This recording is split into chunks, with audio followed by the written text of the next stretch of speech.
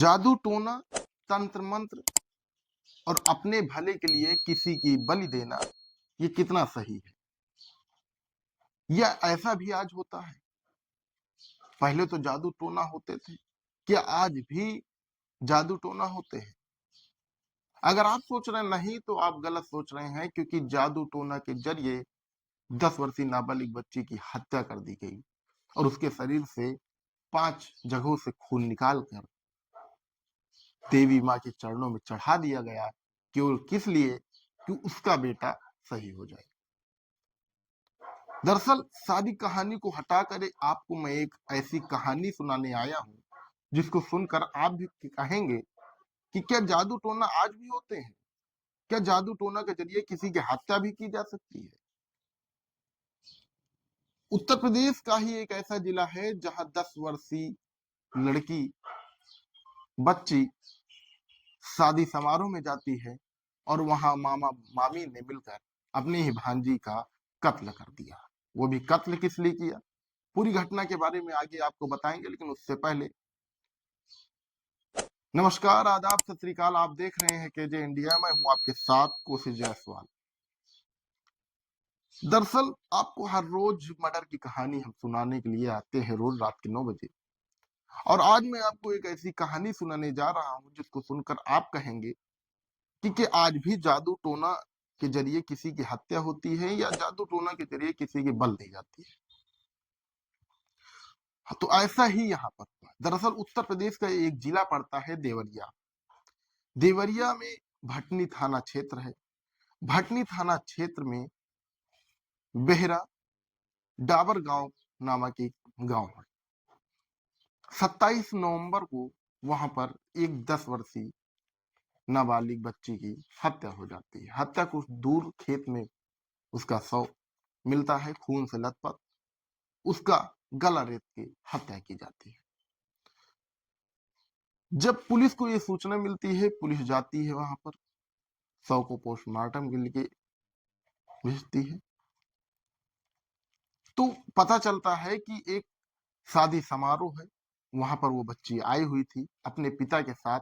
उसके पिता के मामी के ने ही उसकी हत्या की थी। एक शादी समारोह में आई हुई थी और वहां पर उसी शादी समारोह में उत्तराखंड निवासी शेषनाथ और सविता उत्तराखंड से आई हुई थी उसी शादी समारोह में सम्मिलित होने के लिए। और वो उनके पिता के जो बच्ची थी अनुष्का 10 वर्षीय, उसके पिता की मामा मामी थे। जैसे ही शव मिलता है, पोस्टमार्टम होता है, पुलिस जांच पड़ताल में जुड़ जाती है और उसके बाद उसी जहां पर उस लड़की की लाश पड़ी थी, उसी के बगल में एक साल पड़ा हुआ था। पुलिस साल को कब्जे में लेती है।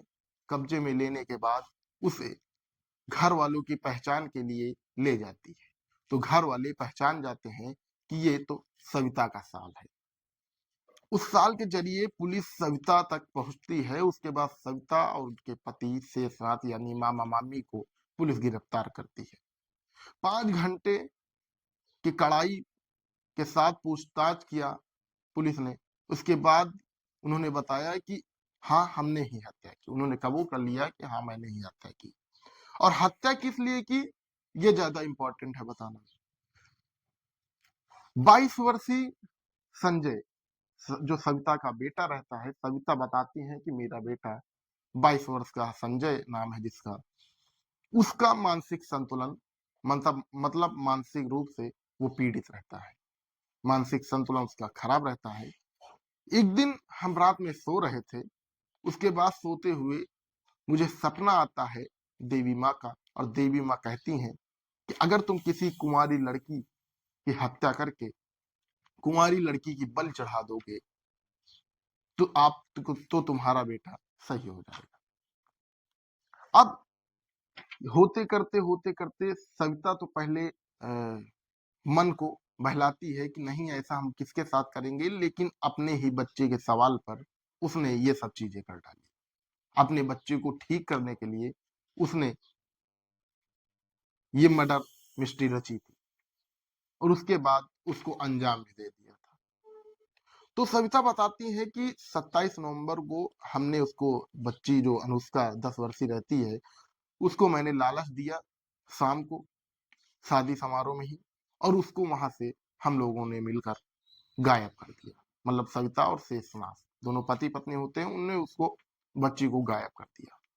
गायब करने के बाद रात में जब थोड़ा सुनसान हो जाता है, तो दूसरे घर में जाकर, दो घर रहते हैं, एक घर में शादी हुआ करती है, एक घर में सन्नाटा रहता है, वहां कोई नहीं रहता है। वहां पर ले जाकर उसकी गला रेत कर हत्या कर देती है। उसके बाद उसके सिर, पेट और हाथ, पैर, पेट,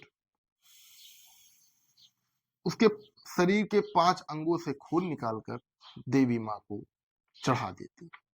एक तरीके से किसी 10 वर्षीय नाबालिग बच्ची की उसने बलि चढ़ा दी।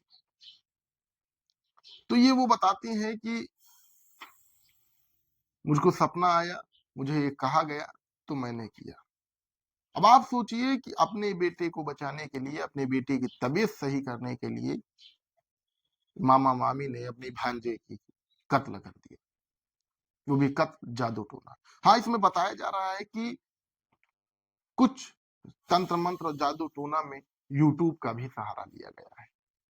यूट्यूब कभी कभी अच्छी चीजें भी दिखाता है, और कभी कभी उसी से रिलेटेड वो खराब चीज भी प्रदर्शित करता है, जिसकी वजह से एक 10 वर्षीय नाबालिग बच्ची की जान चली गई। उसके घर वाले रो रहे, बिलख रहे। उनके घर वालों ने कभी ही विश्वास नहीं किया था कि क्या मामा मामी